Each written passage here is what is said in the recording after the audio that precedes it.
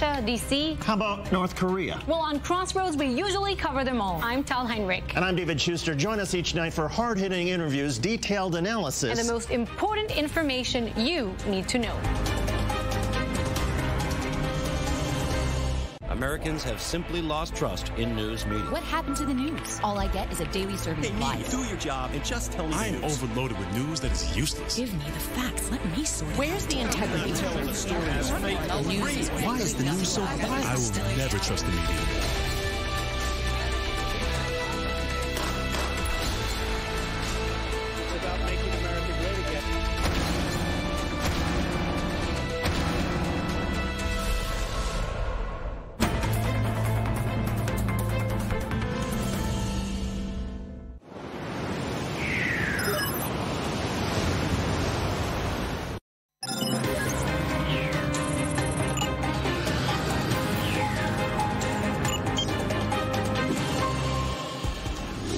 Thanks for staying with us. We're going live to the Arc de Triomphe monument in France, where world leaders are marking 100 years since the end of World War I, where many people lost their lives between 1914 and 1918. We are, of course, waiting for French President Emmanuel Macron to take to the stage to deliver a speech. You're seeing live images coming in now, but let's go back now to the studio where I'm joined by Jeff Abramowitz and also Mike Wagenheim. Tell us, we understand, we know that Israeli Prime Minister Benjamin Netanyahu is there in France.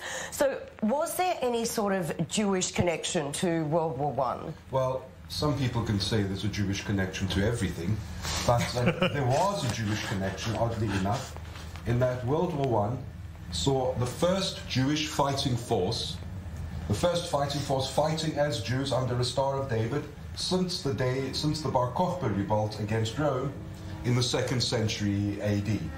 And this was the brainchild, for want of a better word, of Vladimir Jabotinsky, the father of right-wing Zionism, who lobbied the British to create a force of Jews who would fight as Jews. The Jews were, of course, in Palestine, coming in large numbers. Zionism was taking off. And he wanted Jews to fight as Jews under a Jewish flag in the hope, much like Garibaldi with the Italians in the 19th century, that at the peace conference, the Jews would be represented. And as a result, there were two separate Jewish units. The Zion Mule Corps, which was, I suppose, a supply unit at Gallipoli, and then the Jewish Legion, a fighting force which went into battle against the Turks. And let's go now to Paris and we'll listen to some of this.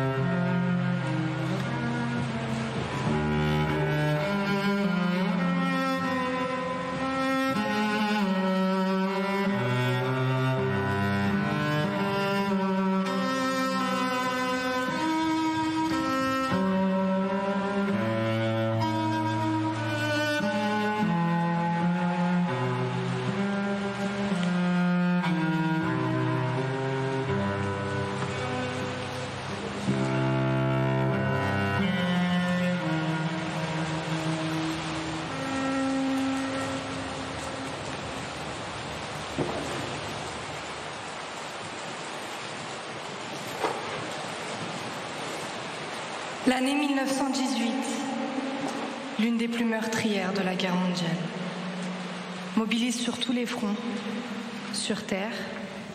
And Mike, we were talking a little bit before about whether there was sort of any Jewish connection to World War I, and you had something to say on that. Yeah, Jeff was mentioning it was the first time there was an organized Jewish fighting force since the Bar Kokhba revolt, which everything seems to come full circle. Bar Kokhba revolt was put down by the Romans. It would rename Judea as Palestine, as a kind of a thumb in the eye to the rebel Jews. Of course, World War I leads to the end of the Ottoman Empire. The British take over Palestine, which leads to the partition plan, which leads to the end of the British mandate of Palestine. Everything eventually, even much later in history, comes full circle. As one of the figures from World War I, Vladimir once said, everything is connected to everything else. Exactly. And we are, of course, waiting for French President Emmanuel Macron to speak. So tell us, gentlemen, what do you think his message to the world will be? You know, I would think first and foremost it's to be a history lesson. What can we learn for these particular circumstances? We saw him and Angela Merkel earlier on in the day, side by side, hand in hand, really hugging each other at the recreation of the Armistice signing from 100 years ago. And Emmanuel Macron has preached more than anything a liberal order, a world order. And right now we're at a point in time where Macron and those of his ilk see the world turning in a different direction toward nationalism, toward a more insular nature, and there is this kind of, I think Macron sees this as a turning point in history. Will we retain the world order that we've known over the last 60 to 70 years, a globalist point of view, global institutions, or are we seeing a turn toward a more insular nature, a more anti-globalist nature? I think Macron is going to stress more than anything that at this point in time, it's a real battle for the soul of the world. Where are we heading to as a global community? I think he will probably also mention that war is not a way to solve international disputes. Nations must come together and settle their differences around the negotiating table. And never again must we have a war like this, which led to so much bloodshed. There has to be a better way for nations to resolve their problems. And German Chancellor Angela Merkel is there in Paris, earlier stating that her country is striving for peace. And we have a soundbite. Let's take a listen to a little more of what the German Chancellor had to say a little earlier. It is a very symbolic gesture that French President Emmanuel Macron invited me, the German Chancellor, to Compiègne. For the first time since the Federal Republic of Germany was created, the German Chancellor and a French President are standing here together in a place where a ceasefire was signed, and which back then did not secure a peaceful future. And that is why it has been very touching for me to talk with many personalities, look them in the eye and see how clearly they expressed how important it is to have peace today, and that is not for granted. And this day is not only a reminder, but also motivation. So, gentlemen, talk us through a little bit about Germany back then and modern-day Germany today. What's the real difference there? Well, Germany back then was militaristic. The Kaiser wanted his place in the sun, like the other European powers, a colonial empire. And World War I put an end to the German militarism. But the new Germany, the Germany we see today, is not the result of World War I. It's the result of World War II. Because however bad the German regime, the German government, the German monarchy was, the Nazis were 1,000,000 times worse. Worse than anybody could have imagined. So the Germany we see today, that's the result of World War II, not of World War I. Mike? Yeah, I think with the Germany we're seeing now, again, like a lot of other European countries, it's kind of on the cusp right now. We're seeing the rise of the right-wing AfD party, which is gaining, I think, more of a mainstream hold than it ever has. Angela Merkel trying to look for her successor right now to take it into the next generation. There's really nobody that stands out, because Merkel has been in power for so long, that can really take the reins and keep it as it's been since the end of the World War II standing. as a more liberal democratic order. So the Germany we've seen from World War I, a million times different. The question I don't think is how is it different? What's it going to look like 10 years from now? What's it going to look like 20 years from now? And is it going to be dragged back to the past, or is it going to be kept moving forward? That's the question I think Angela Merkel is really going to struggle with over the next 3 years. Who is going to be her successor? Who can she groom to take it in a direction that the AfD and parties like that don't want it to go in? I think Michael's right. I mean, as Mark said, history repeats itself. And we're seeing live images coming in now from Paris, and we'll leave you with those images as we take a short break. Stay with us.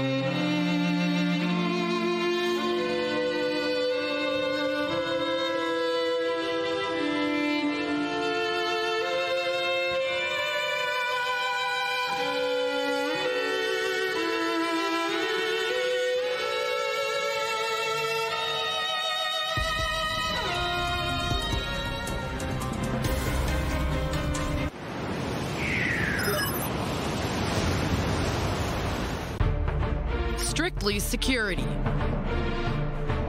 Your weekly look into security, intelligence, and strategic affairs. Our team brings the latest on the major international conflicts. Analysis of the major security issues right here in the Middle East and around the globe. Join us for a close look at innovative military technology and get up to speed with what's happening in cyberspace. Saturdays only on I-24 News. I'm David Schuster on I-24 News. Join us on Stateside. It's our channel's flagship broadcast, and it features our best reporting and analysis of news from around the world and from here in the United States. Watch Stateside, weeknights at 9 p.m. Eastern, only on I-24 News. I'm Shayna Stulin. Here on Take 30, you'll get a fresh take on the day's biggest stories with our panel of experts and in-the-know journalists. Plus, we'll bring you a conversation with today's newsmakers, artists, and influencers. And all of it in under 30 minutes. The Middle East, cradle of civilization, epicenter of the major crisis and conflicts that affect our world today. I-24 News is a witness. Our journalists live and breathe there every day. Get all the latest from our studios in Tel Aviv, New York, Washington, and Paris. As news happens where it happens. I-24 News. See beyond. I-24 News.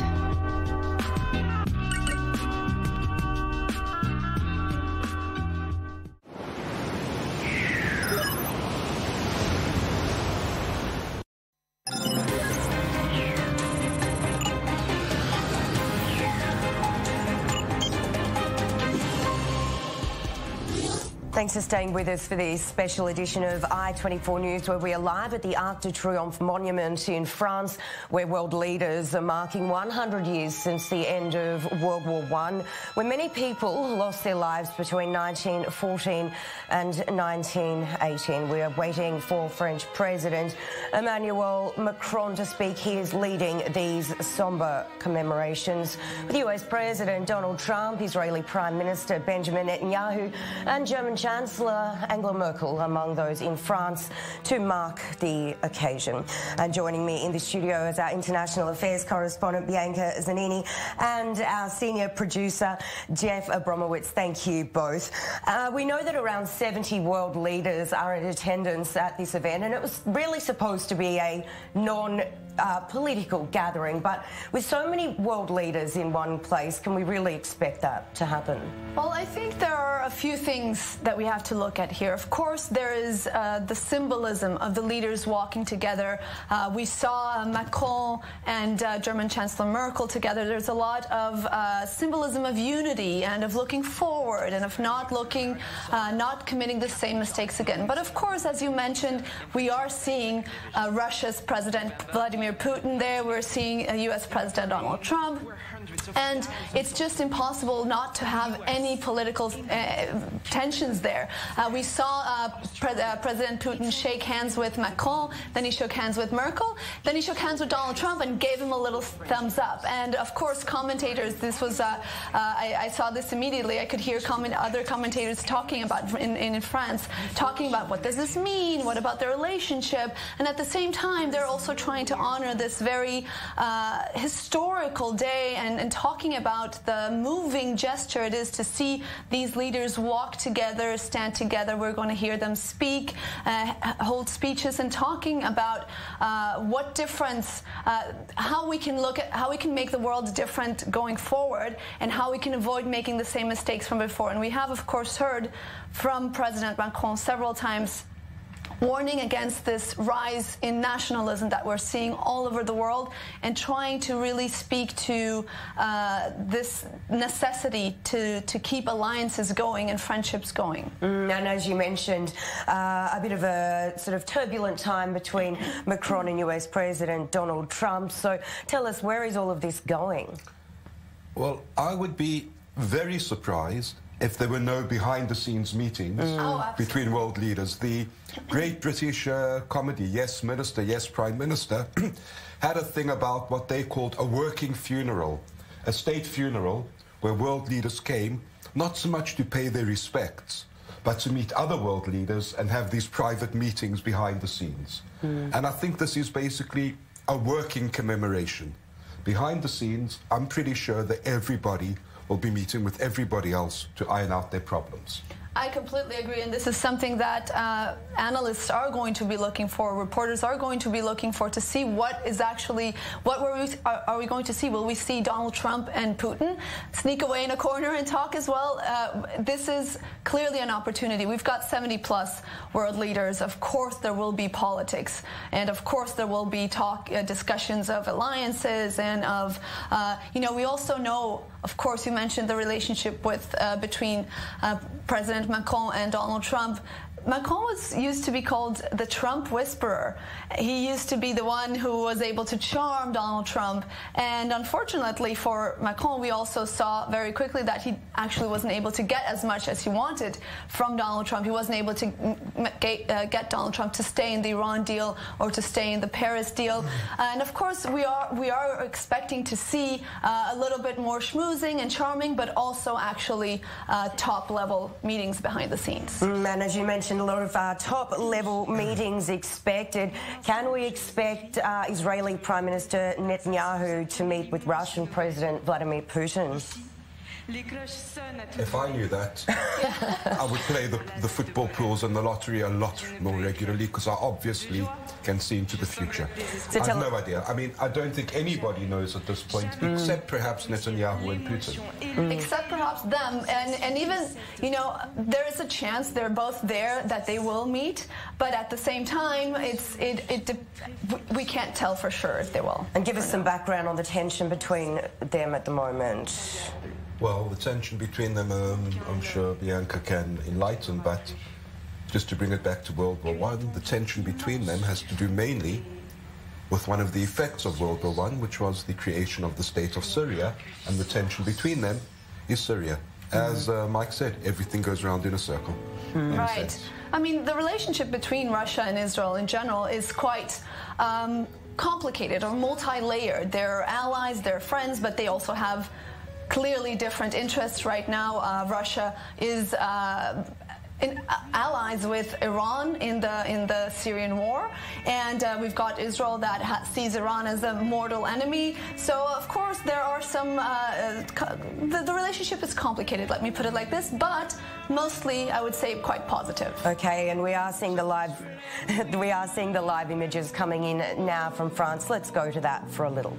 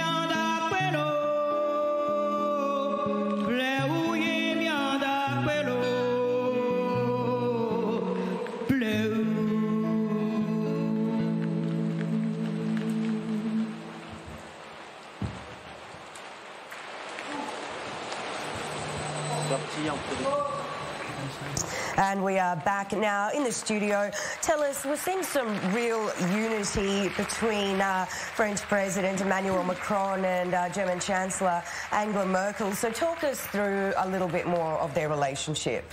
Right. So Angela Merkel and Emmanuel Macron are sort of Mama Papa Europe, right? They are the ones holding the banner, and they are the ones representing the unity of Europe. Macron has just approached the stage. Let's go to him now.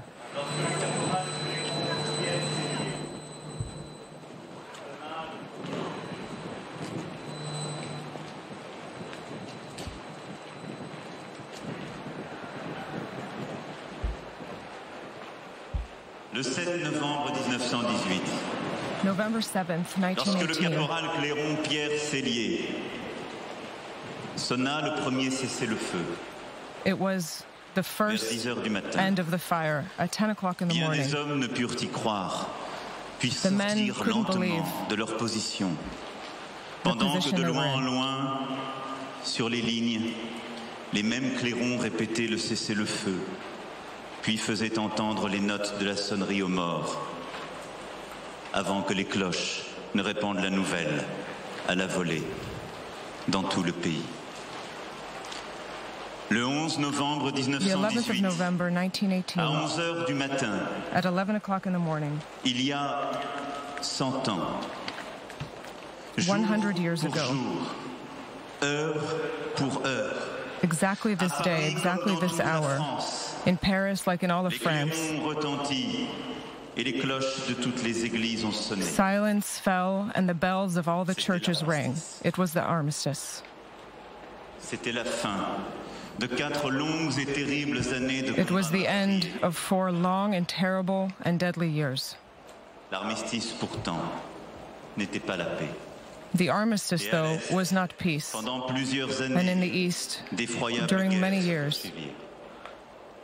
terrible wars continued. Ici, Here, ce même jour, this same les day, Français et leurs alliés ont célébré leur the victoire. French celebrated their victory. Ils s'étaient battus pour leur patrie. They et pour fought la for their liberté. country, for liberty. Ils avaient consenti pour cela tous les sacrifices et toutes les To souffrances. this, they gave all their sacrifices Ils avaient and all the connu suffering. un enfer que nul ne peut se représenter. Nous devrions prendre un instant We should pour take a faire moment revenir à nous cet immense cortège de combattants, to remember this immense des soldats courage de la of métropole these et de l'Empire, combatants, des légionnaires et des garibaldiens, avec des étrangers venus du monde entier, parce que la strangers France coming représentait pour from eux around the whole tout ce world, qu'il y because avait de France, beau for dans le monde. them, represented everything that was good in the world. Avec les ombres de Peugeot, premier tombé, et de Trébuchon, dernier mort pour la France 10 minutes avant l'armistice. Voici The last l'instituteur Kléber killed just 10 minutes before défenseur de armistice. Beaumont, Apollinaire, Blaise Sandras, au régiment de marche de la Légion étrangère, les soldats des régiments basques, bretons ou marseillais, le capitaine Basque de Gaulle, soldiers, que personne alors ne connaissait, Julien Green l'Américain, others from around the world that nobody really knew. Monterland et Giono, Charles Péguy et Alain Fournier tombés dans les premières semaines. Many others who fell Joseph Kessel, in the venu de first week, Orenbourg en Russie, some that came from Russia, et tous les autres, and all the others, qui sont les nôtres, who are ours, auxquels plutôt nous appartenons, et dont on peut who are lire part les of noms us. sur chaque monument. and whose names are written on every monument. From Corsica to the Valley of the Alps, to the Spanish front, one unique France, rural and urban, bourgeoisie and popular, side by side, in heroism and in pain. All through these 4 years, prevented Europe from committing suicide.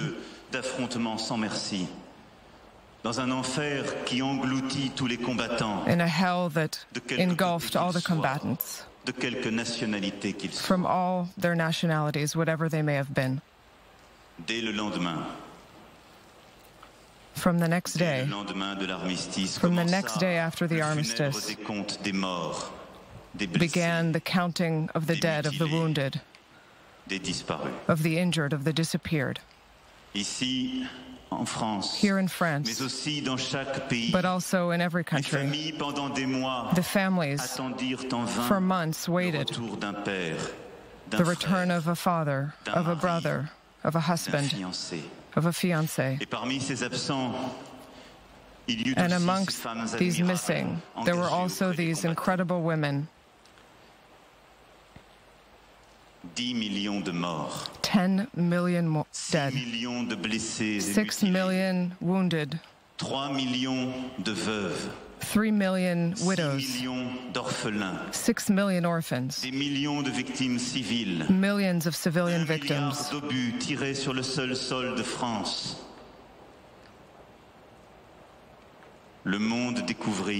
The world discovered the level of pain and of the wounded from this war. Car sur ce sol de France, le monde entier était venu combattre. The entire world came to fight on this territory of France. Young men coming from Africa, from the Pacific, from the Americas, from Asia. They came to die long, to die far away from their families, from the villages that they knew. They are the witnesses of all the nations who saw the horror of combat, how desolate the battlefield was, the cries in the night, the destruction, the broken silhouettes of burned trees. Many who lost their youth, their ideals, their taste for life. Many were disfigured, blind, amputated. Vainqueurs et vaincus furent alors plongés pour longtemps dans le même deuil. So many plunged into the same grief. 1918. C'était il y a 100 ans. Was 100 years ago. Cela semble loin. It's a far-off symbol. Et pourtant, c'était hier. But at the same time, it was just yesterday. J'ai arpenté les terres de France où se sont déroulés les combats les plus rudes.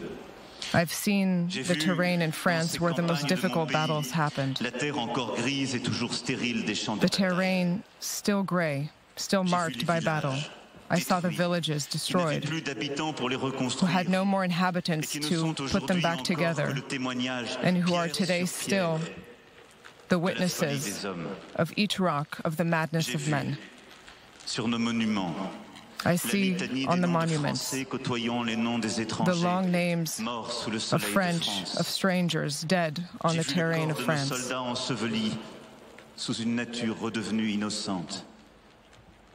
Comme j'avais vu dans les fosses communes se mêler les ossements des soldats allemands et des soldats français. The German soldiers, the French soldiers, side by side, who in a freezing winter fought in the same place. Les traces de cette guerre The traces of this war ne se sont jamais effacées. Are never erased. Ni sur les terres de France, not on the land of France, or of Europe, or of the Middle East, or in the memory of men all around the world. Souvenons-nous Let's remember N'oublions pas. Let's not forget Car le souvenir de ces sacrifices that the nous exhorte à être dignes memory de ceux of qui these sont morts pour sacrifices, nous, pour que nous of those who puissions died vivre for libres. us so that we can live free. Souvenons-nous. Let Ne us remember retranchons rien de ce qu'il y avait de pureté, d'idéal, de principes supérieurs the dans le principles, the patriotisme de nos ideals aînés. of Cette patriotism, vision de la France this vision comme of nation France généreuse, de la like a France generous comme nation, projet, de la France porteuse de valeurs universelles, of a France that carries with it a élevé dans universal ces heures values, sombres exactement le contraire de l'égoïsme d'un peuple qui ne regarde exactly que ses the intérêts. opposite of the egoism of a country that only looks at its own Et interests. l'exact contraire du Because nationalisme. patriotism is the exact Le opposite nationalisme of en est la nationalism. trahison. En disant nos intérêts d'abord et qu'importe les autres, on gomme ce qu'une We could nation a say de our plus interests précieux, first ce and qui la then fait those of vivre, others. ce qui la porte à être grande, ce qui est le plus important. Who is the Ces biggest, valeurs morales. is the best, these moral values. Souvenons-nous, Let's remember nous autres Français, de ce que Clémenceau a proclamé what le jour de la Clemenceau victoire, proclaimed il y a on the 100 day of ans, victory jour 100 pour years jour, ago, exactly du on haut this de la day. tribune de l'Assemblée nationale, avant qu'en un chœur sans pareil n'éclate la Marseillaise.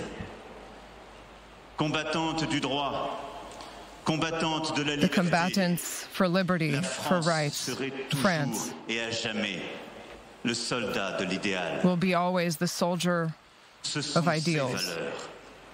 Ce sont These are ces its vertus values, qui ont its soutenu virtues. ceux que nous honorons aujourd'hui, ceux qui se sont sacrifiés That's what dans we les honor combats today, où la those who nation et la sacrificed démocratie in les avaient combat engagés.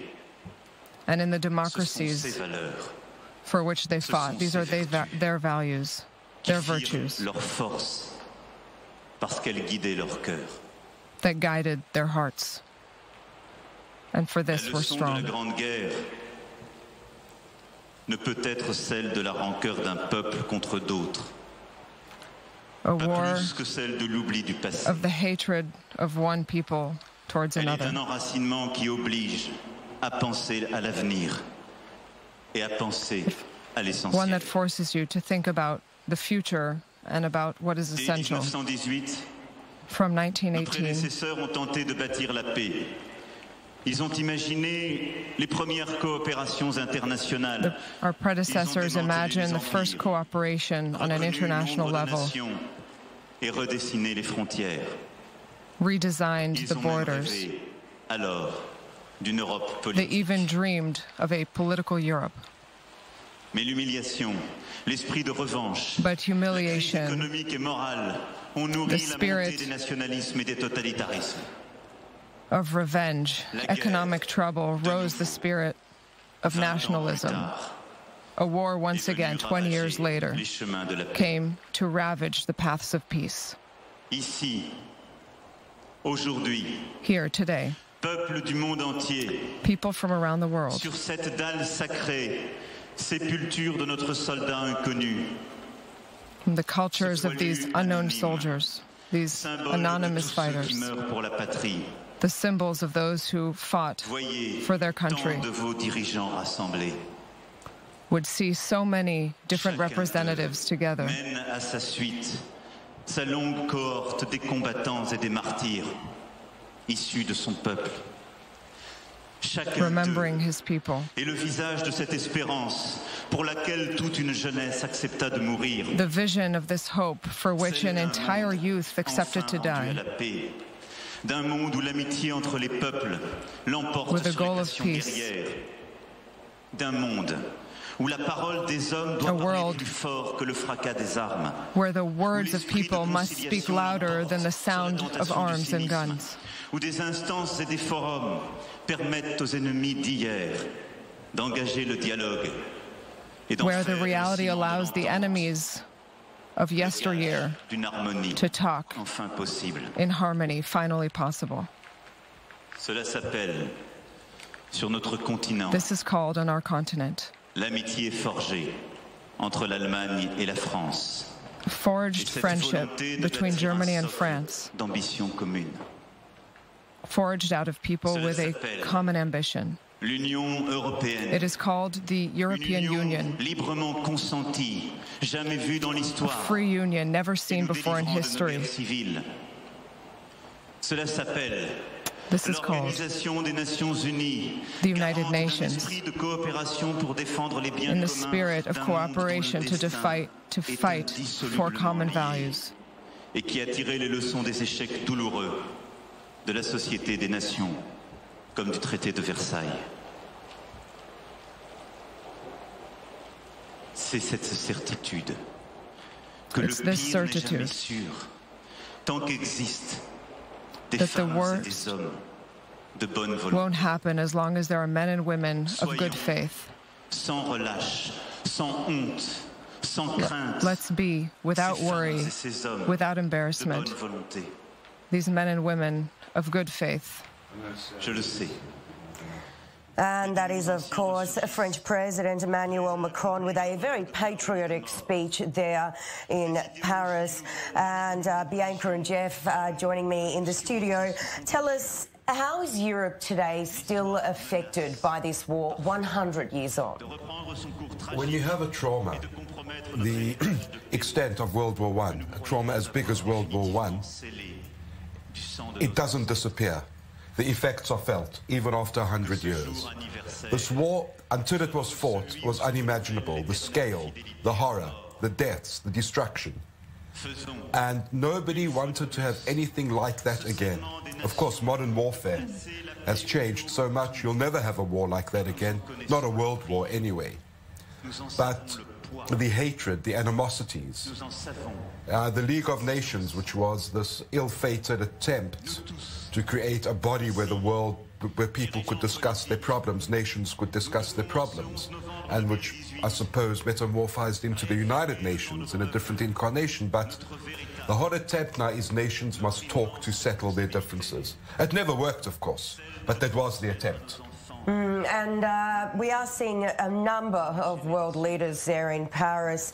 Tell us, do you believe an event such as this can sort of go any way to unify the world in any way at all? Well, I mean, that is the message that they're trying to send. Certainly there is, and there is a fine balance here, because there is an element of patriotism and of honoring the soldiers that passed and of honoring the nations.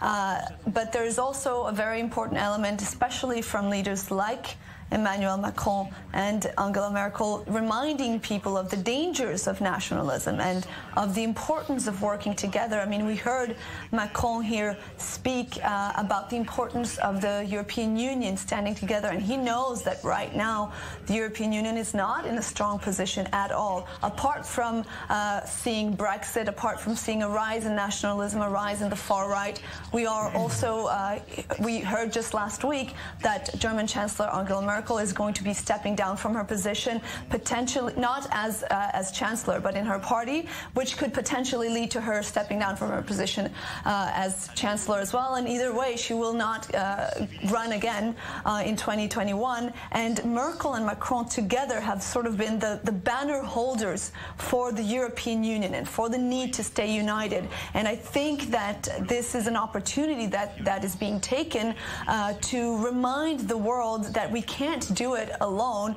And someone who is sort of on the other side of all of this is President Trump. Although he talks about the alliance and the friendship, he's always talking about, well, it has to be fair. He has sort of a step behind compared to Merkel and Macron, who are really taking this opportunity to send a message of unity. Which is historically ironic, excuse me, because France and Germany were usually rivals for European supremacy. That is why it's so important. I don't know if it's irony, but that is why when we see the Germans and the French standing together and really talking about, you know, we haven't had war in Europe since World War II. We haven't had Germany and France, or a huge war in Western Europe at least, and that is partially because we see France and Germany standing so closely together and avoiding it. And they were traditional enemies, but now they're besties. Right. Okay, and let's go now to Paris, where our diplomatic correspondent Ellie Hockenberg is standing by. Ellie, Israeli Prime Minister Benjamin Netanyahu is somewhat challenging relations with the EU or, Western European countries. So tell us, how does this affect his visit?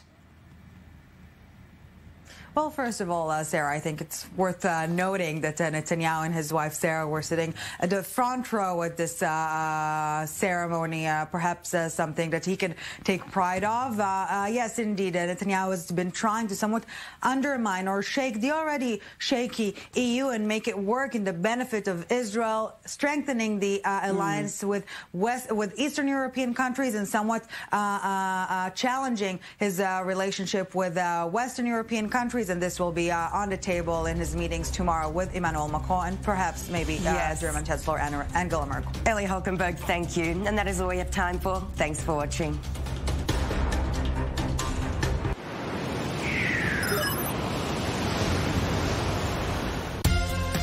In the Holy Land, there are wonders most people never get